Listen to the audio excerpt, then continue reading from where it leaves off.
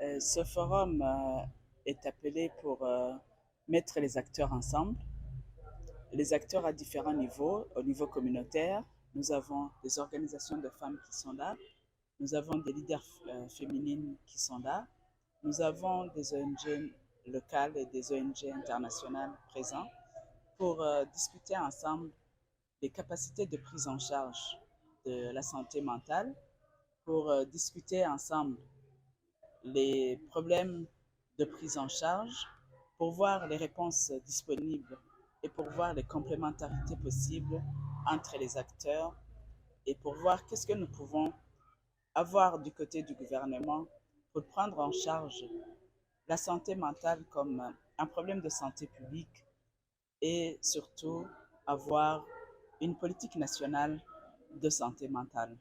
La santé mentale, c'est tout ce qu'il y a comme trouble psychologique, un dérangement du bien-être dans son ensemble de la personne et qui lui cause un mal-être, qui lui cause des difficultés de dormir, qui lui empêche de se concentrer pour travailler, qui lui empêche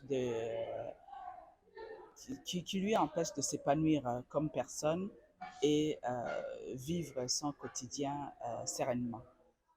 La santé mentale, donc, c'est la normalité de la vie chez la femme, chez l'enfant, chez le jeune. Vous avez vu dans la salle les conséquences et les signes. Quelqu'un que vous allez rencontrer dans la rue qui va parler à lui-même, un enfant qui va voir un stylo tomber au sol et il va sursauter, faire 10 mètres en pensant que c'est une attaque. C'est tout ça qui va représenter la santé mentale et tout le désordre qui l'accompagne. Bien sûr, la situation que connaît le pays, c'est un des facteurs. C'est un des facteurs à la base et qui va générer tout un autre ensemble de conséquences sur la vie.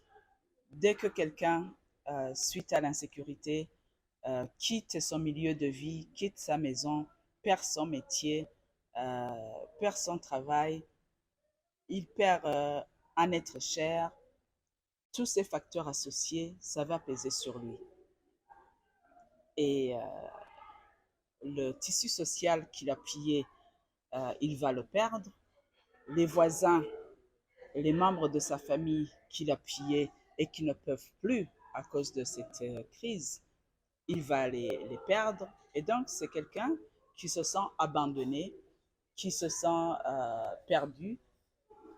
Et bien sûr, il n'est plus en mesure de vivre. Il est là, il a tous les signaux de la santé mentale. Malheureusement, qui va être difficile à diagnostiquer. Il y a beaucoup de personnes qui changent de comportement dans leur vie. On pense que c'est anodin, c'est de l'arrogance ou c'est un mauvais comportement, alors que déjà, c'est des signes qu'on aurait pu détecter comme des troubles de santé mentale et accompagner la personne vers la structure de prise en charge. Mais la personne devient stigmatisée, la personne devient intolérée, il devient un rejet de société, alors que la société devrait justement l'accompagner. Mais à cause du mauvais diagnostic ou diagnostic tardif, voilà, on s'en rend compte tardivement et nous avons perdu quelqu'un que nous aimons, euh, qui n'a plus ses facultés de travail, qui n'a plus ses facultés de résilience face aux différents problèmes de contexte. Avec les partenaires que nous avons, que vous avez vus dans la salle, les multiples partenaires avec qui nous œuvrons, ils sont présents dans les communautés où se passent tous les jours tous les troubles sociaux, économiques et politiques. Et donc, ils sont témoins et dans nos échanges réguliers, nous faisons un constat amer que la santé mentale est un problème de société mal connues et mal prises en charge. Il y a très peu de structures de prise en charge. 27 psychiatres pour tout le pays, c'est très peu. Les infrastructures sont mal équipées. Les prestataires ne sont pas suffisamment formés sur la question de santé mentale. Les obstacles sur la route vers les infrastructures, ils sont multiples. Nous avons un constat finalement de faible prise en charge de la santé mentale, d'insuffisance des ressources et des moyens et des équipements. Et nous sommes là avec le ministère de la Santé, avec le ministère de la Condition féminine et droits des femmes, avec les partenaires sociaux. Nous sommes là avec les ONG qui nous facilitent, qui sont là, qui facilitent l'accès et qui arrivent à ces structures. Peut-être dans l'avenir, nous aurons besoin d'avoir des cliniques mobiles pour arriver vers le patient au lieu d'attendre que le patient vienne vers la structure. Des campagnes de diagnostic qui seraient offertes dans les communautés pour permettre à chaque personne de se faire un diagnostic sans avoir pensé qu'il était malade.